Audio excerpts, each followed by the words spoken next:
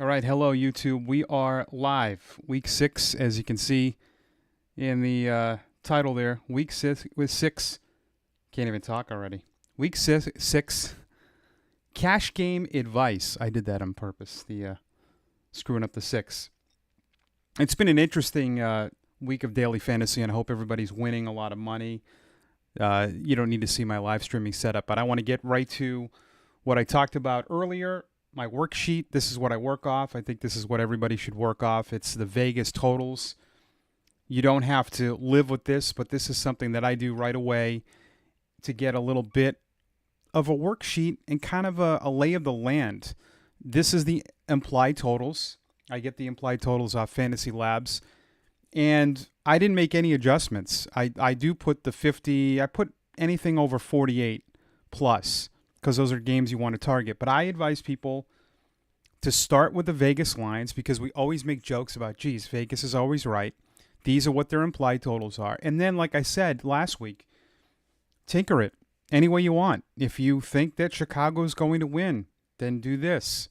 And then if that's a 50-point total, doesn't that change maybe how you play DFS? I'll be honest with you. I'm not great. I'm not a professional DFS player. I'm just trying to give people some tools that I use, and hopefully you can help, because as I've played more, I've learned more from professionals, and I think you should watch as many videos. But I do think that you have to start with the games and the scores, because like I've said this a million times already, you want to know the answers to the questions, to the quiz, before you take it. And if you blindly play guys, and if somebody told you that team was only going to score 15 points, you probably wouldn't have played them, right? So now if you have a little bit of answers here, and you start looking and go, wow, I mean, look at Indy. Their implied total is 28. That's not a bad game to target. Now, last week I was big on David Johnson in a 30-point projected total. Houston scored 30 exactly. I wish I would have saved. Well, you can go back and watch my Week 5 video. Vegas had their implied total of 30. That's what they scored. David Johnson did not. I did see that he was wide open on a touchdown. I think he dropped it. That's why it's awful to watch games when you're doing daily fantasy or any fantasy. But again, is Jonathan Taylor a tournament play? Is T.Y. Hilton? See, this is what you have to do. If you go off your worksheet, and Indy's got to score 28 points. Now, 2 could come on their defense. That's a big implied total favorite, by the way. Vegas looks at them at winning by 12 at home. So if you see the 28, maybe you go and look at some of the players. Is T.Y. Hilton going to be low-owned? Are the Colts' defense going to be low-owned? Is Jonathan Taylor low-owned? Probably. That's how you win tournaments. Is obviously implied totals is games with a lot of points that people are not on. Now, again, say you think this is going to be 28-24. That's a 52-point over-under. Then the Cincinnati side gets interesting. So that's some of the things you should look at. I love this game right here. This is an under-owned spot for some reason for Aaron Rodgers and, yeah, I spelled Tampa wrong, and for Tom Brady. I'm not going to bet against Aaron Rodgers. I mean, he's definitely one of my tournament targets this week.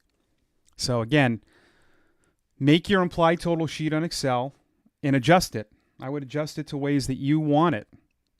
Okay? You don't have to stick with mine. I just stick with it because I don't know. I might change a few things, but I mean, look at this. This is why this is the chalkiest game. This chalkiest game, because of the points. Now, for cash games, we really don't care, and that's one thing that we're going to go over right now in cash games. Here's another thing that I love to do. I love to look at projections, and I'm going to go to my favorite site here, but this is one that I like right off the bat. Again, you want some answers, right? So I always start with cash games with running backs, and this is what I told you guys last week. And what I like for running backs is volume.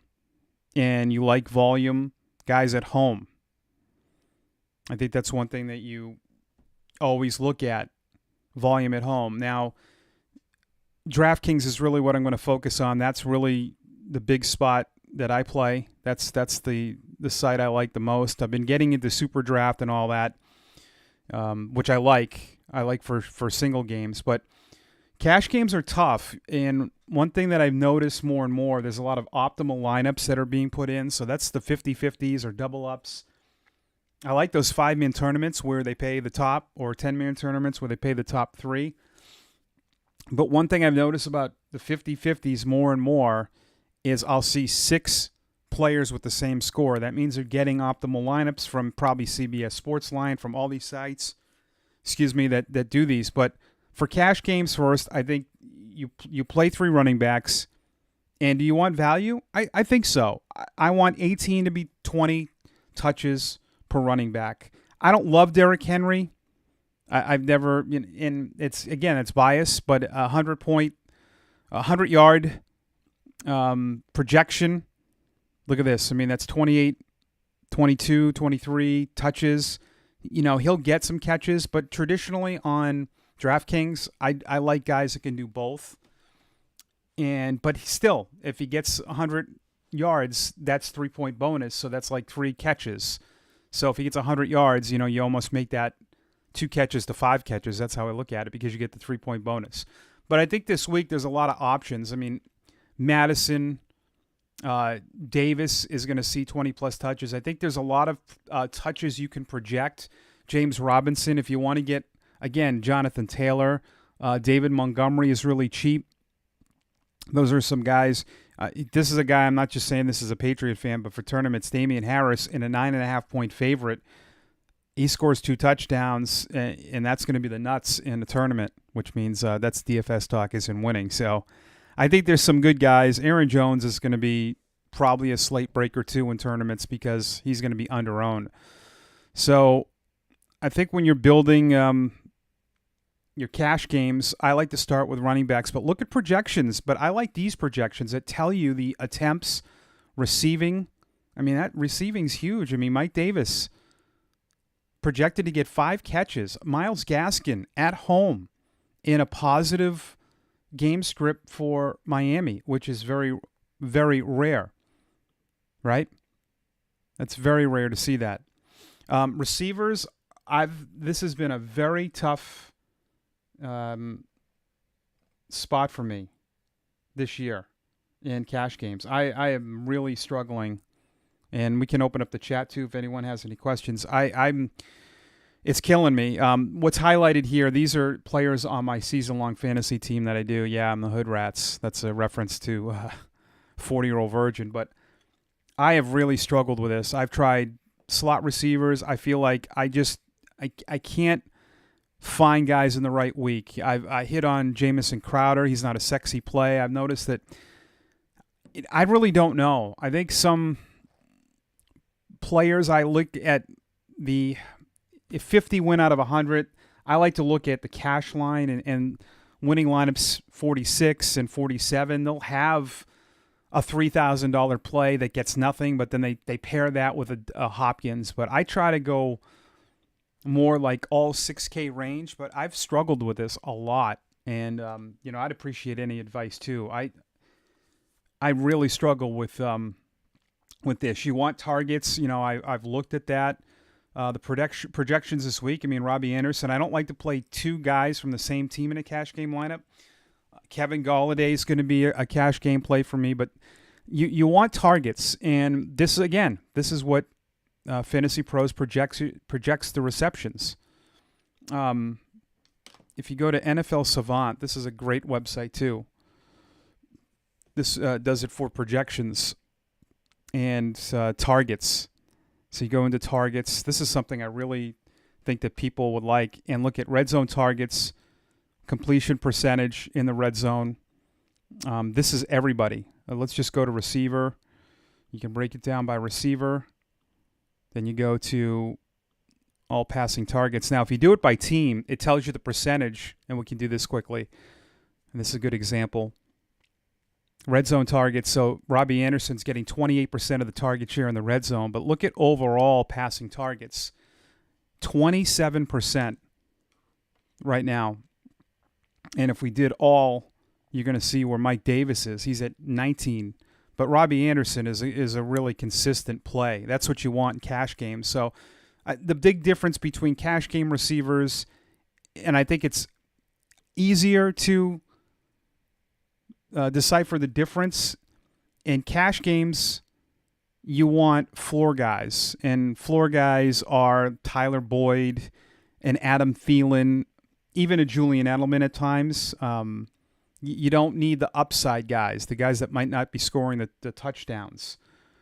And tournaments, you want Devontae Adams can be both, but cash games, you want solid floor guys. A Crowder is going to get 8 to 10.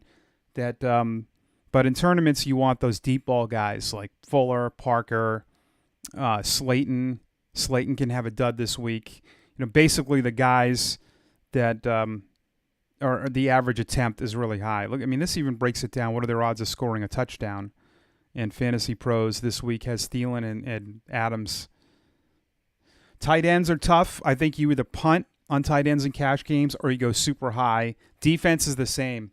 I think you go really low or you go really high. It's been, those have been tough spots. I think the running backs have been easy at times, but it's been really hard to decipher the other ones. Also, I wanted to quickly point out RotoWire.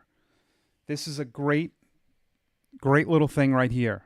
RotoWire, this is free, and this has projected ownership. And I want to get back to a quick tournament thing. Aaron Rodgers is projected to be under 5% owned in FanDuel. Matthew Stafford too. But again, Aaron Rodgers, you got to trust him. That to me is a slate breaker right there. That game is going to see a lot of points. This thing could go this way to me. It could go something like that easily, right? You could, with those two quarterbacks. So that's my tournament play of the week, and I hope some of this helped you guys. Again, find your stuff, but again, start with the game scripts right here. If you like Devontae Freeman, but you don't think the Giants are going to score a lot of points, then they'll play him. But I would do this, running backs, for cash games, you can write this. Running backs, you want 18 to 20 touches. Favorites at home, involved in the passing game too. I think for quarterbacks, pay down. I don't get this in my head either. You can play Kyle Allen this week. If he's 5,100, if he gets 13 points, he's going to allow you to put so many other people in your lineup. And if you pay up, all the way up to quarterbacks that are, and this is in cash games, that are $2,500 more dollars, you might get double the points, but it's going to kill the rest of your lineup. So I would pay down. Tight end, I think this week is tough, but Jonas Smith's a good one. I say pay down or pay up. Receivers for cash games, targets behind, just targets overall. And then defenses, I would go way high or way low. Nothing in the middle, really. Hope this helps. Make sure to like this, subscribe to the channel, and we'll have more of these videos as we progress. Happy gambling, too, and win some money, and post here on YouTube your winning lineups.